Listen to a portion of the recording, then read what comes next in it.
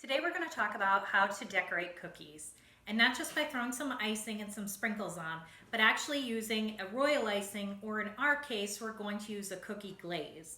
So the difference is both royal icing and a cookie glaze will dry hard, so that way you can package them up, but with our glaze it does not have any egg whites or meringue powder in it. So it's easier to do at home with some simple things like confectioner's sugar, some corn syrup, which makes it shiny, and some milk. It's really simple.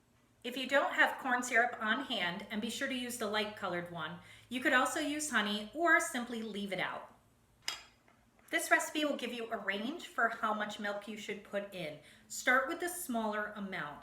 It may look like it's not going to mix together. Continue to mix it for a little bit because it's very easy that simply a couple drops of milk will make it way too thin, and then you'll have to add more confectioner's sugar. It's a good idea if your confectioner's sugar has been around for a while to sift it first. Otherwise you'll end up with lumps in your icing. When we're talking about this type of icing, often you'll see things asking for a 5-second icing, 8-second, 10-second, 12-second, and so on. And what that means is essentially when you pick up the fork and you drizzle some in, you start counting to see how long does it take for it to be completely flat again. This is a very thick icing, so this will be extremely hard to pipe.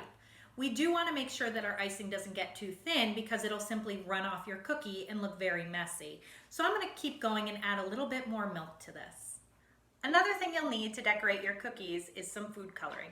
This is a gel food coloring, and if you have it on hand, this is what I recommend that you use. Not only for this type of icing, but for cake icing as well. The reason being, it has a lot less liquid in it than the food coloring found in the grocery store. The downside is it is more expensive. So use whatever you have on hand.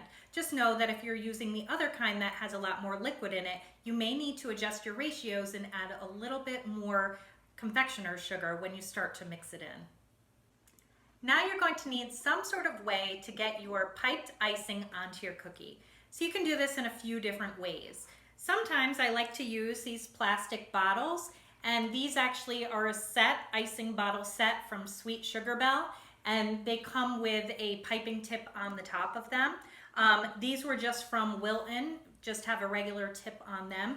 Otherwise, it's just as easy to use an icing bag or a parchment paper bag. Personally, if I'm decorating cookies, I prefer the parchment paper bag because you can make them smaller, which is really handy when you're trying to do little details on a cookie. There are a ton of great videos on YouTube that show you exactly how to make a parchment paper cone. So I'm not going to show you that here, but I will give you a link to a video. The one thing is you really want to make sure that your tip down here is very tight, so you shouldn't see an opening. That way you can cut it open to whatever size you need. It may seem daunting at first to get it right, but the more that you do it, you can whip these out no problem. I'm going to take my icing and separate it out into other bowls so that way I can start making them all different colors. If you have disposable bowls, that's often a great thing to use here, as well as disposable spoons, because you're going to have a separate bowl and a separate spoon for each. Currently my icing is about a 6 or 7 second frosting. Go ahead and count to see when it exactly settles down.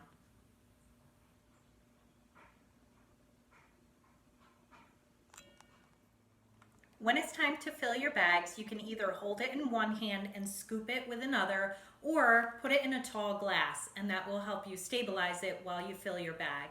You don't need to put tons of frosting in these bags. Please just put a little, and you can always add more. I like to use a portion scoop, and that way you can dump it right in the middle. I've already cut a little hole out of the bottom of this one, and when you're closing your bag up, simply fold it down until you feel like it's workable in your hand. Okay, and there you go. Now you may find if this paper starts to come off, you can put a little bit of tape on it if it helps you. Otherwise, just fold it back a little. Okay, and this is ready to decorate. I've placed my cookies onto a parchment lined sheet and filled my icing bags, and I'm ready to begin damming. Damming is when you create a border along the edge of your cookie or along the edge of any other colored section that you don't want to run together.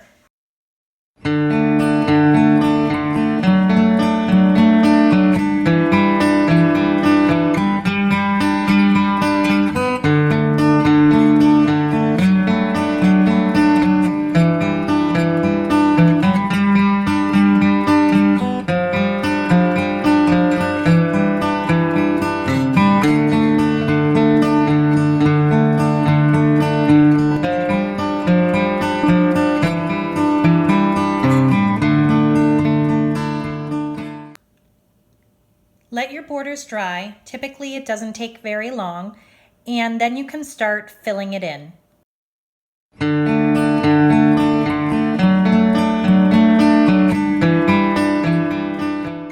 You can see why it's very important that you do not put too much liquid into your icing, or instead of staying neatly on the flower stem, it would have rolled right off of the side. There are a couple of different ways that you can layer color. One of the things that I'm going to show you is a wet on wet technique. I'm going to fill the heart with pink icing, and then I'm going to dot on some other colors and swirl it in using a toothpick. That means when the icing dries, it will be completely flat on top. Another method is to put down your base color, let it dry, and then add additional colors or even the same color on top to add dimension.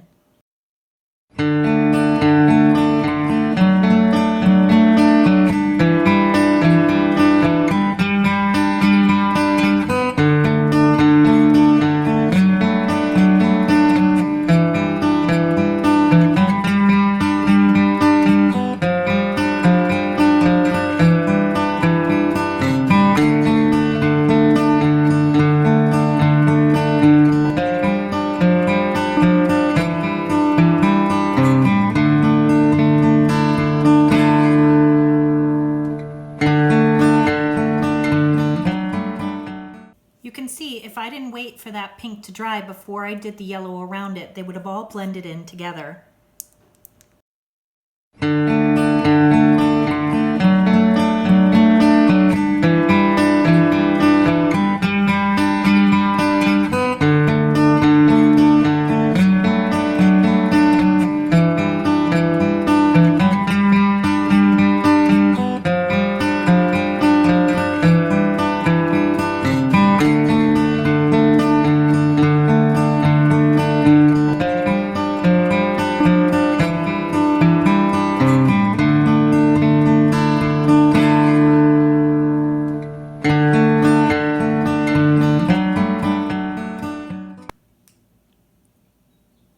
Now that my heart has dried, I'm going to put some white dots along the edge to create a border.